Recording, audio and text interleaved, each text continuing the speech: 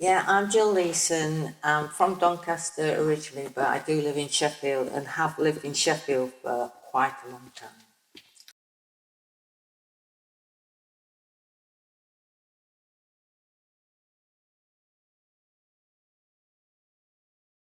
Yes, I was very fortunate. I was brought up on football. My brother would drag me along to the local playing fields and what have you.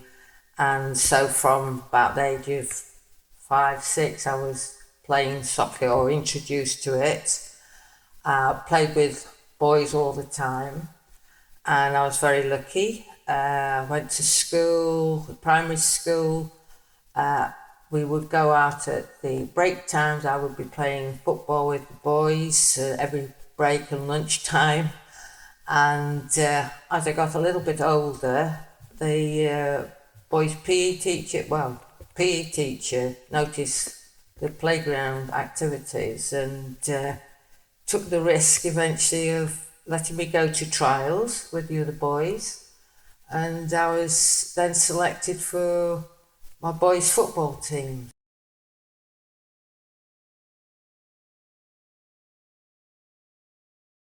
There was no problem at first, and then unfortunately, in some respects, my playing the game hit the newspapers, and I was then not allowed to play for 2 to 3 weeks because you could possibly play against a girl and you might injure her, etc. And yet I've been brought up playing against older boys forever. Fortunately, that did alter and everything settled down again, and so I was able to play until I finished junior school.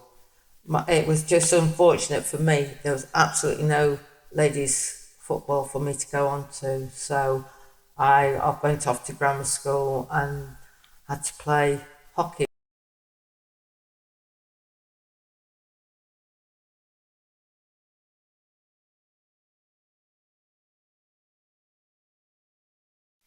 Oh, strange. Believe you me, very strange. And they would ask you questions of people, boys in your team, and who knew you.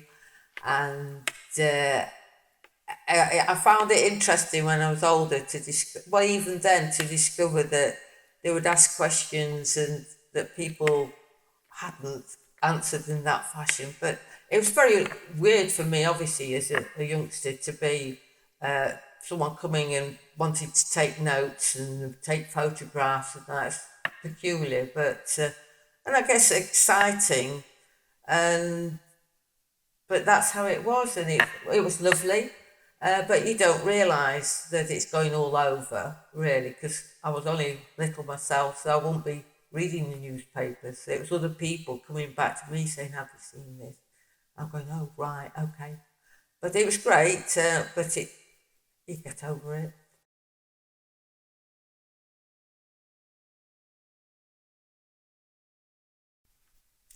Oh, yes, it did, because as soon as it hit the Nationals, that was when all the panicking in about girls being able to play against the boys in football matches, how ridiculous, and oh, it's a bit dangerous, isn't it, etc. And as I say, it was a bit of a shock and very upsetting for me, because I just thought, what do you mean I can't play football? So I did find that very difficult, but it wasn't the media's fault. It was the people's reactions who, I don't know, and it doesn't make sense that we had that reaction, but that's how it was. But as I said, fortunately, that did die down, but at the time it was rather upsetting.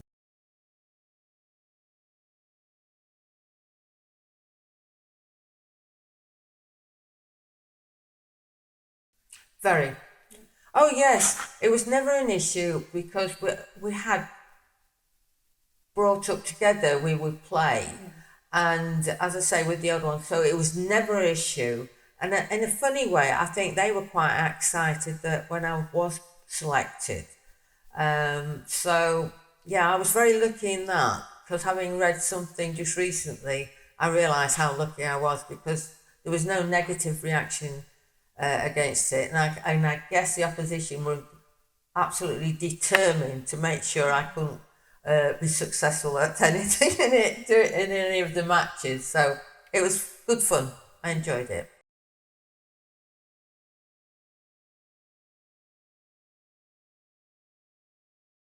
Teams No, we're we're or girls teams. none at all. There seemed to be no other girls football teams. There was nowhere to go. It didn't exist. It's only when I went away to teacher training, PE, that I became aware when I was just about to qualify that the Doncaster Bells were created. But before that, there'd been nothing.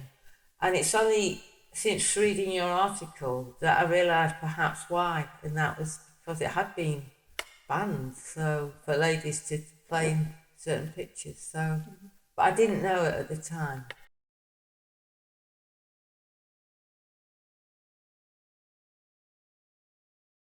No, so I wasn't. So, but it would fit in with my time scale of being at school and not having any access to any ladies' soccer. So, just unfortunate. Unfortunate timing. Born too soon.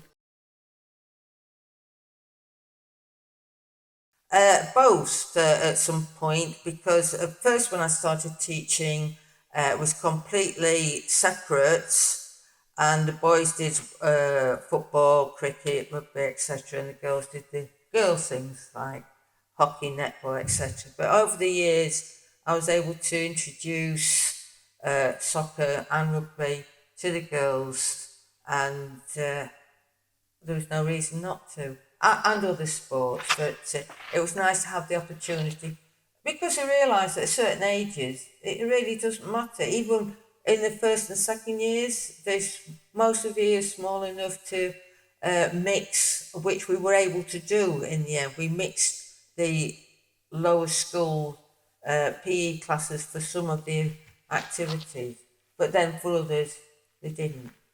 So, but I was able to introduce it, but did they still do it? I have absolutely no idea.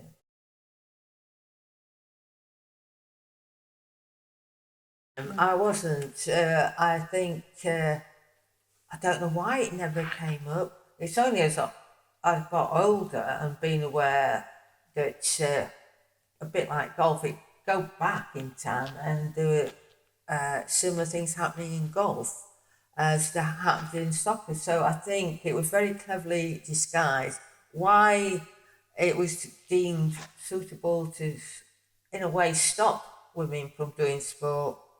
In many respects, that feels how it was. I don't understand, or only, should I say, you're allowed to do sport, but only if it's girls' sport. What was perceived as girls' sport.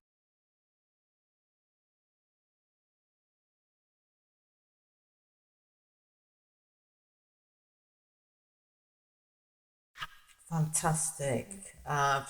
Absolutely jealous, but I'm so pleased that people have realised why on earth can't girls play soccer as others realise now that they're playing rugby as well, which would never have been allowed. So I think there's no reason. I'm absolutely pleased because girls have got the same skills.